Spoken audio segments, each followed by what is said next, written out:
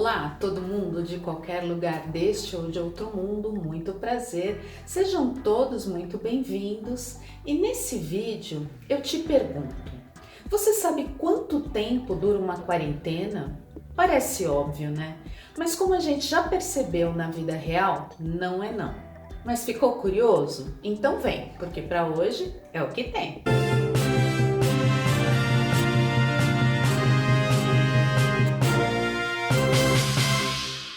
Depois de quase 1 ano e meio enfrentando uma pandemia e todas as questões tão difíceis que isso envolve, como o distanciamento social, o medo do contágio, a crise financeira, o luto, a tensão política e a ansiedade pelo adiamento de planos, parece que estamos presos no tempo. Tá na hora de levantar. Não esquece os chinelos. Tá frio aqui. Aqui todo dia tá frio. Ué, estão repetindo a fita de ontem. Estão repetindo tudo. Mesmo que muita gente esteja vivendo como se tudo estivesse normal, como se não houvesse amanhã, a verdade é que não dá para chamar tudo isso de normal. Não, Deus, por favor, não! Não! Não!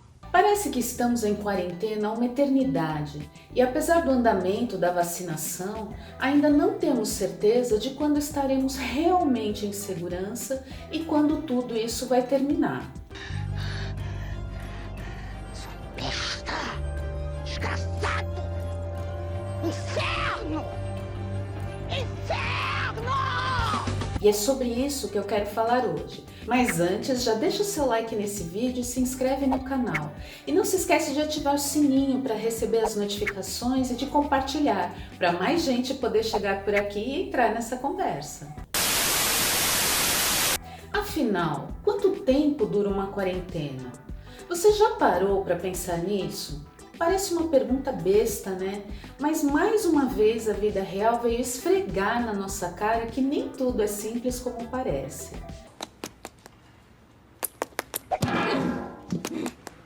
A palavra quarentena nos induz a entender que ela representa um período de 40 dias. E é o que de fato está no dicionário. Mas lá também está explicado que em infectologia, quarentena significa um período de isolamento por tempo variável imposto a indivíduos ou cargas procedentes de regiões expostas a doenças contagiosas. A quarentena ela é um termo antigo, né? Isso é mais em relação aos navios, né? Porque o transporte no século XIX, né? Ficavam lá os navios lá no Rio de Janeiro até eles chegarem, desembarcarem. Falava-se 40 dias, que seria o tempo que a maior parte das infecções da época, né, que essas pessoas, ao desembarcar lá no Rio de Janeiro, não estariam trazendo alguma infecção da África ou de outros países. Já pelas regras do Ministério da Saúde, independente da gestão, quarentena é a reclusão de indivíduos ou animais sadios pelo período máximo de incubação de alguma doença contagiosa, contando a partir da data do último contato com alguém infectado ou da data em que esse indivíduo sadio abandonou o local em que se encontra a fonte da infecção. Ou seja, depende. O tempo de uma quarentena pode variar de acordo com a necessidade de isolamento e com o tempo de incubação de cada doença, que é o tempo que os sintomas demoram a aparecer a partir do contágio. Isso só prova que não se deve levar nada ao pé da letra. Nada é tão óbvio, tão literal, por mais que pareça. Então, se você ouvir por aí em alguma matéria que alguém deverá ficar em quarentena de 20 dias ou em quarentena de 15 dias, não se espante, não reclame, tá tudo bem, tudo certo. Todos os passageiros que tiverem passado por essas regiões e desembarcarem aqui no Brasil, no aeroporto de Guarulhos, terão de permanecer em quarentena durante 15 dias. E um outro detalhe deve ser lembrado. Tecnicamente falando, isolamento é diferente de quarentena. Se a pessoa esteve em contato com algum doente ou passou por algum lugar em epidemia, mesmo que ela não tenha sintomas, ela é colocada em quarentena por precaução. É uma ação preventiva para acompanhar se os sintomas vão se desenvolver nela e evitar que outras pessoas se contaminem. Os sintomas podem aparecer entre 2 e 14 dias. É neste período que o vírus se instala no pulmão, matando as células pelo caminho. Essa multiplicação continua de modo acelerado e por volta do 4º dia, a pessoa já se torna um possível transmissor. Ou seja, mesmo sem sintomas, a pessoa pode infectar todos que entram em contato direta ou indiretamente com ela. Agora, se a pessoa está comprovadamente infectada, ela é colocada em isolamento para evitar que espalhe a doença. São detalhes sutis que fazem diferença para a língua portuguesa, mas que acabam se confundindo na prática, porque o importante é simplesmente garantir a segurança de todos. Você toma cuidado aí fora. E você toma cuidado aí dentro. E outra coisa, mais uma regra da língua portuguesa, coisa simples que ajuda a gente a entender melhor todas as matérias sobre o combate à Covid-19. Uma epidemia é quando uma doença infecto-contagiosa se espalha por uma região específica. Um surto é uma epidemia de pequenas proporções. Já uma pandemia é quando uma mesma doença se alastra por todo o mundo. Caracterizar a Covid-19 como uma pandemia não é uma indicação de que o vírus se tornou mais mortal. É sim um reconhecimento da propagação geográfica da doença. Pandemia é quando uma doença se espalha por um grande território, atingindo a escala global. E sempre que o prefixo pan aparece em uma palavra, significa todos, totalidade.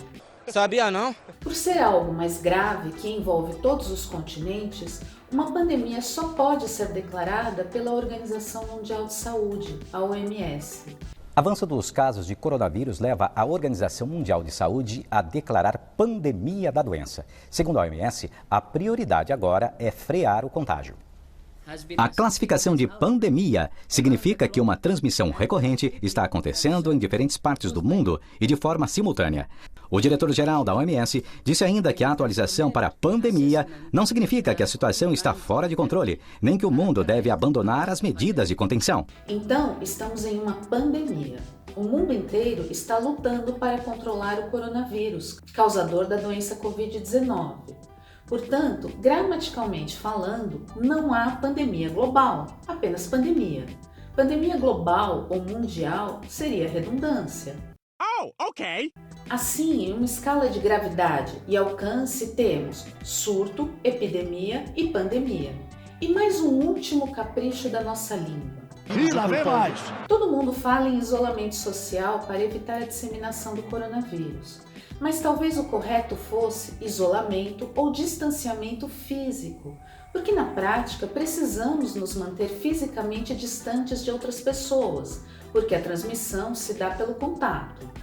Socialmente, podemos continuar próximos através de redes sociais ou chamadas de vídeo. É mesmo? Aliás, em nome da nossa saúde emocional, devemos mesmo manter o contato social virtual. É claro. Mas isso é só mais um detalhe que nos faz pensar como expressamos nossas ações através da linguagem. Essas regrinhas da língua podem parecer bobas ou desnecessárias diante do tamanho do problema que é enfrentar uma pandemia. E são mesmo. Porque nada é mais importante do que valorizar a vida, cuidar da saúde e encontrar uma saída. É verdade. Mas tudo isso pode ajudar a gente a entender melhor todas essas matérias sobre o assunto e a expressar os nossos sentimentos em relação a esse momento, seja de maneira escrita ou falada, mas com mais clareza. Certamente que sim. Agora, o importante mesmo é se cuidar enquanto tudo isso não acaba, porque não acabou. A epidemia não vai acabar enquanto todos não se vacinarem. Eu sei que em todos os lugares estão afrouxando as medidas, mas mantenha o distanciamento físico, evite aglomerações, use máscara de maneira correta, cobrindo o nariz e a boca. Mantenha as mãos sempre higienizadas e quando chegar a sua vez na fila, não bobeie. Vá a um posto de saúde para ser imunizado. E fique atento ao retorno para a segunda dose, tem muita gente esquecendo disso. E só para lembrar que apenas a vacina da Janssen é de dose única. Se você não se vacina, você passa a representar um perigo para a sociedade. Você passa a colocar em risco todos aqueles que entram em contato com você. Cuide-se, cuide dos seus, pense nos outros, porque ninguém sabe quanto tempo dura uma quarentena, mas com certeza não é para sempre. Talvez seja o que devêssemos fazer, não desistir. E para hoje é o que tem. Você está bem? Eu tô bem. Fico feliz que esteja bem. Seja muito bem-vindo ao nosso canal, puxa uma cadeira e entra na conversa. Comenta aí o que você acha disso tudo. Me conta se você ainda está se cuidando. Aproveita, deixa o seu like, se inscreve no nosso canal e ativa o sininho para receber as notificações e a gente poder se encontrar mais vezes por aqui. Meu nome é Ana Bernardinelli, eu tô indo, mas eu volto. Beijo, tchau!